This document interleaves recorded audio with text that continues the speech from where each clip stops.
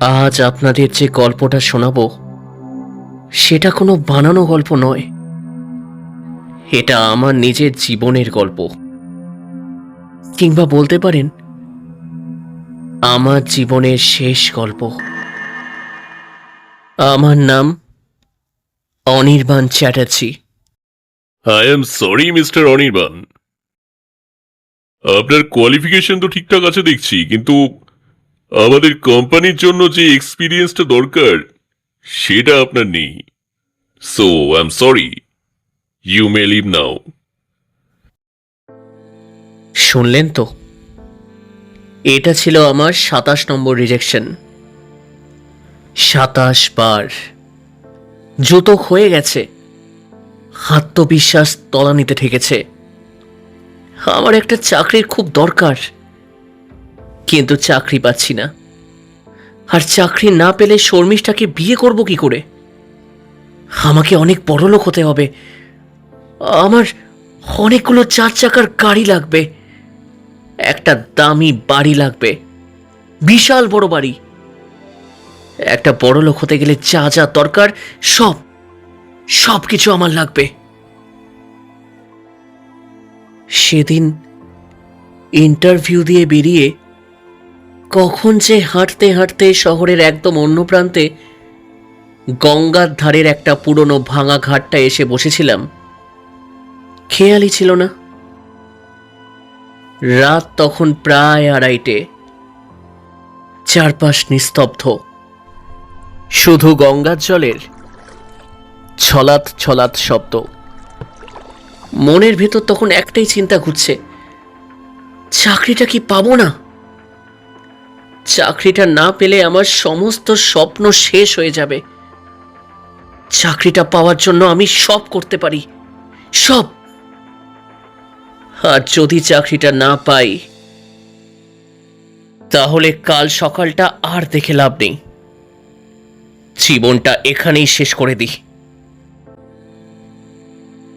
এইসব যখন ভাবছি তখন শুনতে পেলাম একটা শব্দ। কেউ যেন হেঁটে এখানেই আসছে। এত রাতে এখানে কে?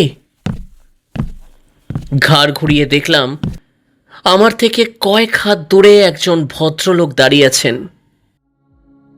পরনে একটা পুরনো আমলের কালো স্যুট, মাথায় হ্যাট, আর পায়ে একটা বুট জুতো। অন্ধকারে মুখটা ঠিক বোঝা যাচ্ছে না। কি ভাবছো, জীবনটা শেষ করে দেবে কিনা? কে আপনি? আমি কে সেটা বড় কথা নয়, বড় কথা হলো তোমাকে বড়লোক হতে হবে, তাই তো অনির্বাণ? এ কি, আপনি আমার নামটাও জানেন? আমি অনেক কিছুই জানি। এই যেমন ধরো, তোমার পকেটে এখন মাত্র 20টা টাকা পড়ে আছে, আর তুমি চাও মাসে লাখ লাখ টাকা কামাতে। কি, তাই তো? হ্যাঁ, চাই। আমি বড়লোক হতে চাই। কে না বড়লোক হতে চায়? হ্যাঁ, সবাই চাই, সবাই। এই দুনিয়ায় টাকার চেয়ে বড় কিছু আর আর কিচ্ছু নেই। যার কাছে টাকা আছে তার কাছে সব কিছু আছে। ভুল, ভুল বললে অনির্বাণ, ভুল বললে। টাকা দিয়ে সব কেনা গেলেও একটা জিনিস কেনা যায় না। জানো সেই জিনিসটা কি? কি? আত্মা। হ্যাঁ, আত্মা। টাকা দিয়ে কারোর আত্মাকে কেনা যায় না। তাই তো মানুষ মরে গেলে তাকে আর ফিরিয়ে আনা যায় না। লোকটার কথা শুনে আমার মেরুদণ্ড বেয়ে একটা ঠান্ডা স্রোত নেমে গেল। লোকটা এসব কি বলছে? কে এই লোকটা যে আমার নাম জানে, আমার সব কিছু জানে? আমি উঠে দাঁড়ানোর চেষ্টা করলাম, কিন্তু কিন্তু পারলাম না। মনে হলো পা দুটো কে যেন মাটির সাথে পেরেক দিয়ে আটকে দিয়েছে। আহ, আহ, আহ, আহ। এত তাড়া কিসের অনির্বাণ? আমার কথা তো এখনো শেষ হয়নি। তাহলে এত ছটফট কিসের? দেখুন, আমি তো আপনাকে চিনি না। আপনি কে বুঝতে পারছি না। আর আমি আমি উঠে দাঁড়াতে পারছি না কেন? কারণ আমি চাই না তুমি আমার কথাগুলো না শুনে এখান থেকে ওঠো। কে আপনি? কি চান আমার কাছে? আমি আমি হলাম সুযোগ, যে সুযোগটা তুমি গত 3 বছর ধরে খুঁজছো। তুমি চাকরি চাও তো, টাকা, সম্মান, প্রতিপত্তি সব পাবে। কাল সকাল 8টার মধ্যে শহরের সবচেয়ে বড় কোম্পানির অফার লেটারটা তোমার হাতে থাকবে। অচেনা সেই ভদ্রলোকের কথাটা শুনে আমি চমকে উঠলাম। লোকটা এতটা কনফিডেন্সের সাথে কি করে এই কথাটা বলছে? কিন্তু কেন জানি না, লোকটার কথাগুলো অবিশ্বাস করতে ইচ্ছে করছিল না। মনে হচ্ছিল লোকটা যেন ভবিষ্যৎবাণী দিচ্ছে। আমি লোকটাকে জিজ্ঞেস করলাম, আপনি আমাকে চাকরি দেবেন? কিন্তু কেন? আর তার বদলে আমাকে কি দিতে হবে? আমার তো দেওয়ার মতো কিছুই নেই। আছে অনির্বাণ, তোমার এমন একটা জিনিস আছে যেটা আমার খুব দরকার। তোমার আত্মা। কি আজে বাজে কথা বলছেন? আত্মা? আপনি কি পাগল? না না না না না না না, আমি পাগল নই, আমি ঈশ্বর নই। তাই আমি কাউকে কিছু এমন এমনি এমনি দিই না। এটা একটা চুক্তি। তুমি কাল সকালে তোমার চাকরি পাবে, তোমার সব স্বপ্ন সত্যি হবে। কিন্তু ঠিক 10 বছর পর এই দিন, এই ক্ষণে আমি আবার আসব। তখন তোমার ওই আত্মাটা হবে আমার সম্পত্তি।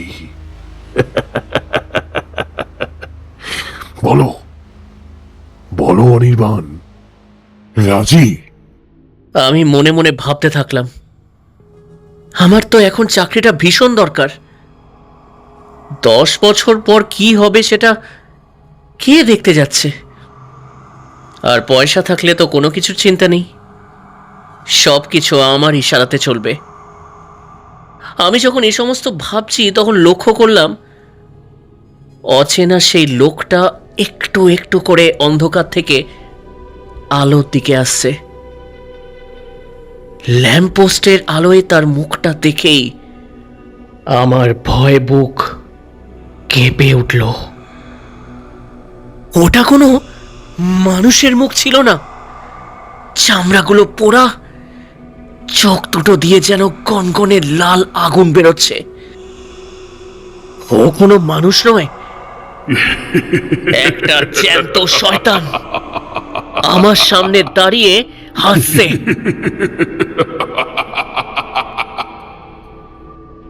কি অনির্বাণ বাবু, রাজি তো? না না, আমি চাই না, আমি চাই না আপনার চাকরি। আমাকে ছেড়ে দিন। আহ, চুক্তি হয়ে গেছে। তুমি মনে মনে রাজি হয়েছিলে, হ্যাঁ। এবার তোমার আর পিছনে ফেরার কোনো রাস্তা নেই। 10 বছর পর, ঠিক 10 বছর পর আমি আবার আসব। আর সেদিন আমি তোমার আত্মাটাকে চিরকালের জন্য আমার সাথে নিয়ে যাব।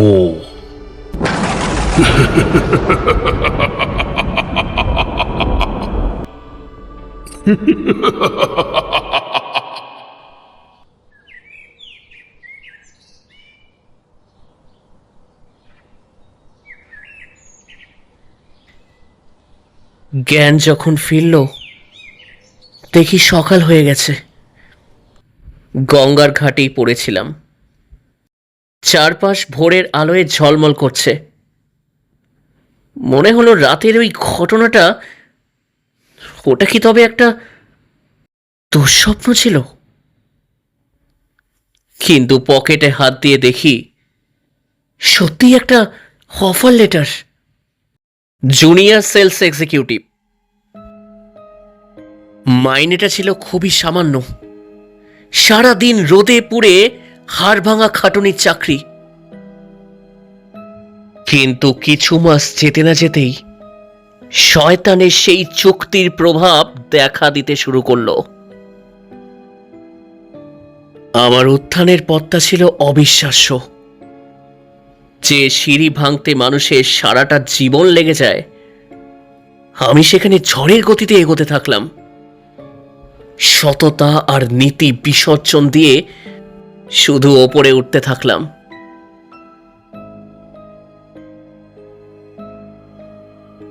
আজ দেখতে দেখতে 10টা বছর কেটে গেছে। আমি আর সেই সাধারণ ছেলেটি নেই। আজ আমি এই বিশাল মাল্টিন্যাশনাল সাম্রাজ্যের চেয়ারম্যান অ্যান্ড ম্যানেজিং ডিরেক্টর। আমার একটা ইশারায় কয়েক হাজার মানুষের রুটি রুজি বন্ধ হয়ে যায়।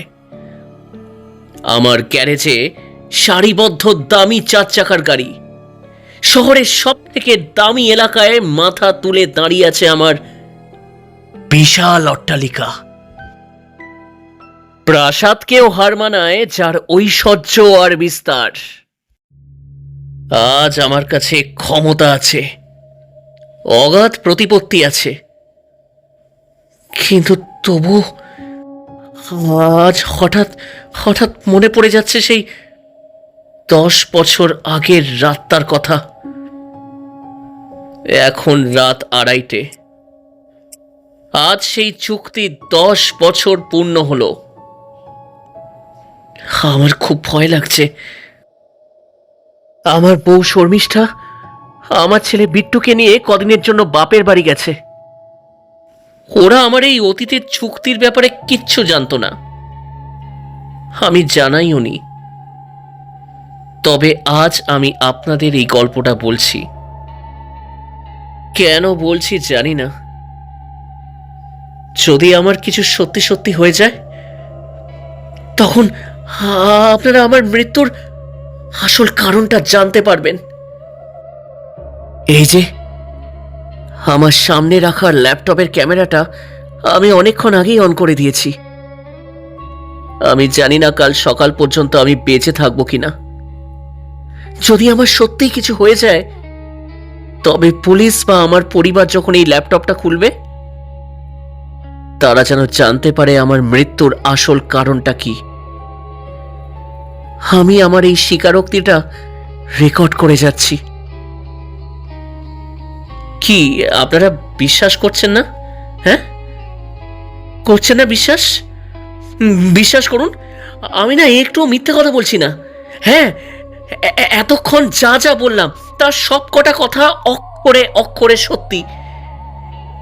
এর মধ্যে কোনো মিথ্যে নেই।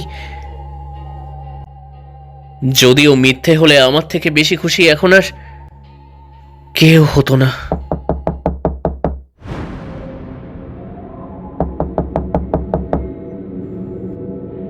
আপনারা কি শুনতে পাচ্ছেন?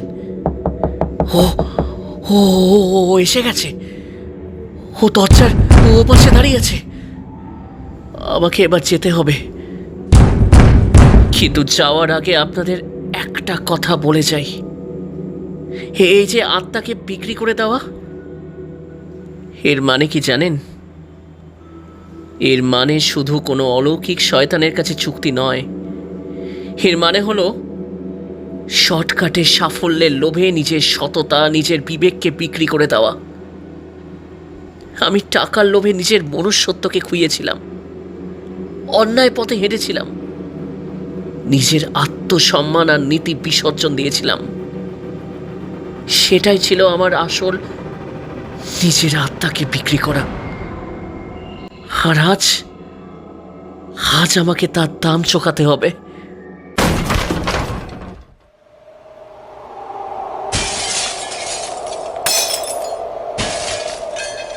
সময় শেষ অনির্বাণ।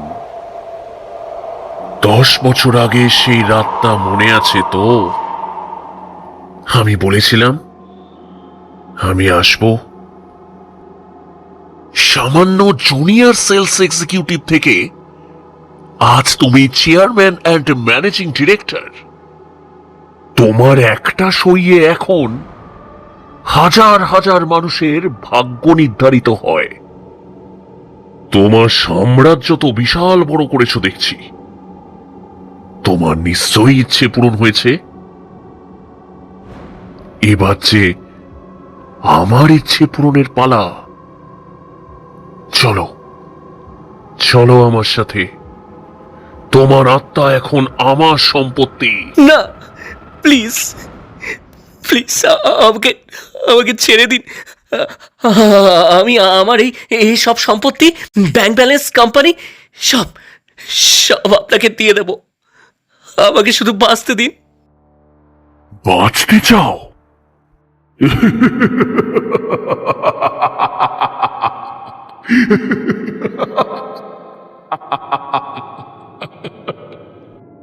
অদ্ভুত অদ্ভুত এই মানুষের জাত, যে জীবন শুধু যন্ত্রণার, তাকে আঁকড়ে ধরে রাখার এত লোভ কেন? হ্যাঁ, আমাকে একটা অন্তত যথাযথ কারণ দেখাও, যেটার জন্য তোমার বেঁচে থাকাটা খুব জরুরি। আমি আমার বউ আর ছেলেকে খুব ভালোবাসি। আমার কিছু হয়ে গেলে ওরা তো ভেসে যাবে। আমি কথা দিচ্ছি, আমি এই মিথ্যে সাফল্যের মোহ ছেড়ে দিয়ে একটা সাধারণ সৎ জীবন কাটাবো। আমি আর কোনো দিন চিটিংবাজি করব না। আমি সৎভাবে বাঁচবো। উপরে ওঠার জন্য আমি আর কারোর কোনো ক্ষতি করব না। আমাকে আমাকে বাঁচতে দিন।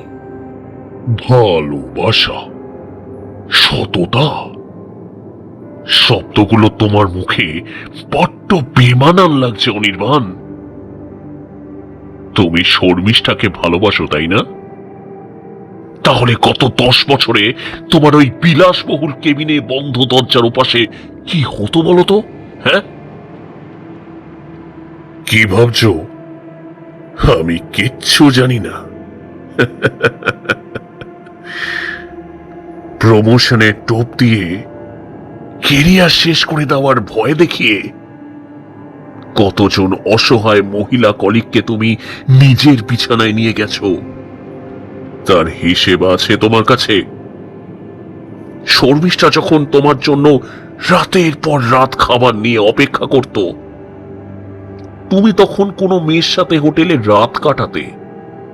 আর আজ আজ মৃত্যু ভয়ে তোমার বউয়ের কথা মনে পড়ছে, তাই না? হিপোক্রেট!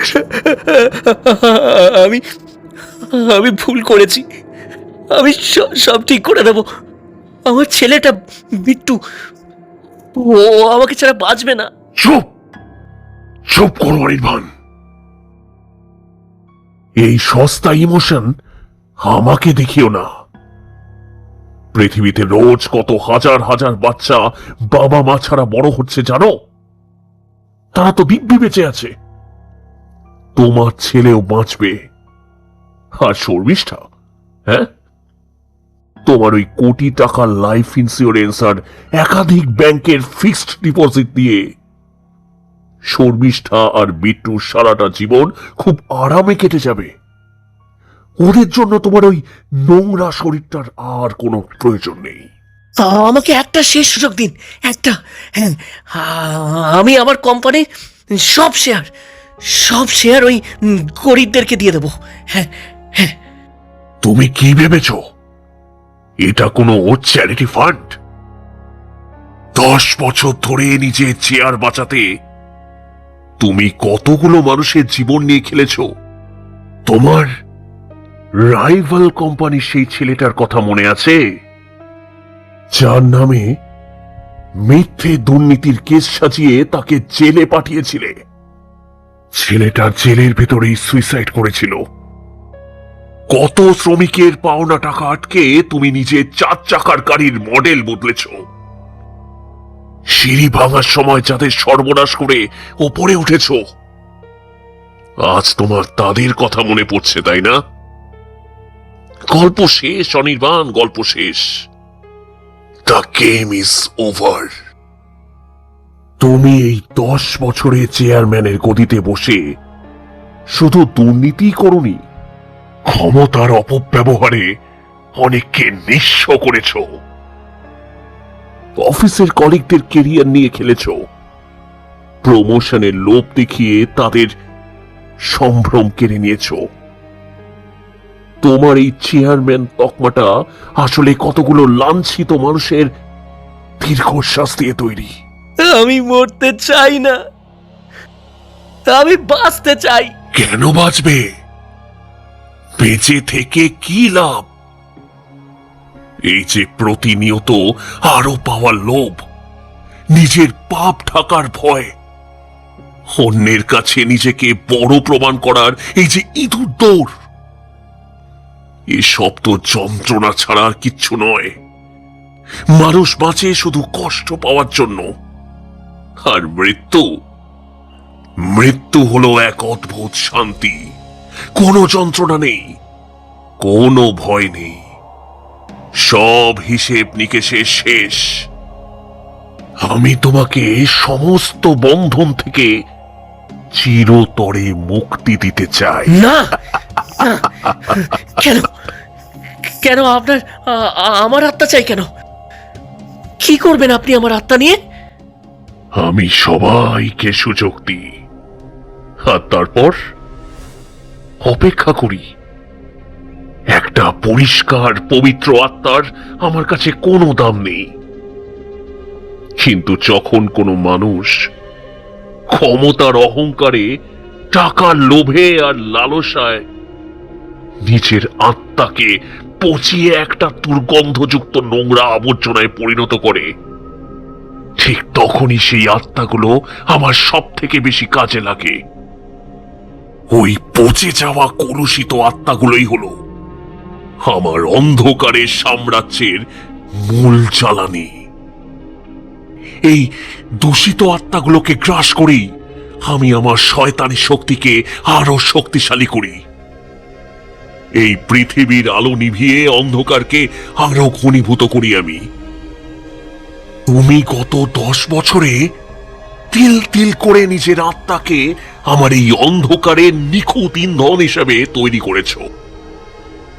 নাও, এবার তোমার ঋণ মেটানোর সময় হয়েছে। না, আমাকে মারবেন না, আমাকে মারবেন না, আমাকে বাঁচতে দিন। Come to me, আমি আর করবো না, আমাকে বাঁচতে দিন।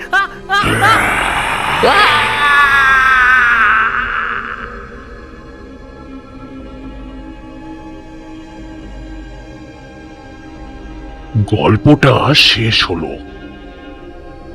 কাল খবরের কাগজে আপনারা পড়বেন শহরের স্বনামধন্য অনির্বাণ চ্যাটার্জির ম্যাসিভ হার্ট অ্যাটাকে অকাল মৃত্যু। আজ অনির্বাণ গেছে, কাল হয়তো অন্য কেউ। এই সমাজটাই আমার সব থেকে বড় বাজার। আপনারা যারা ভাবেন ক্ষমতার জোরে আর টাকার গরমে সব কিছু কিনে নেওয়া যায়, যারা সাফল্যের শর্টকাট খুঁজতে গিয়ে নিজের বিবেককে বিক্রি করে দেন, যারা অন্যকে ঠকিয়ে নিজের সাম্রাজ্য বানান, মনে রাখবেন আমি সব দেখছি। আপনাদের আত্মাগুলো একটু একটু করে পচতে শুরু করেছে। মনে রাখবেন, যারা ক্ষমতার অপব্যবহার করে আর টাকার অহংকারে নিজের বিবেককে নোংরা আবর্জনায় পরিণত করে, তাদের পরিণতি এমনই হয়। আপনাদের আত্মা যত বেশি কলুষিত হবে, আমার ক্ষমতা তত বাড়বে। আপনাদের দরজাতেও একদিন এভাবেই টোকা পড়বে। প্রস্তুত থাকুন, আমি আসব, ঠিক আসব।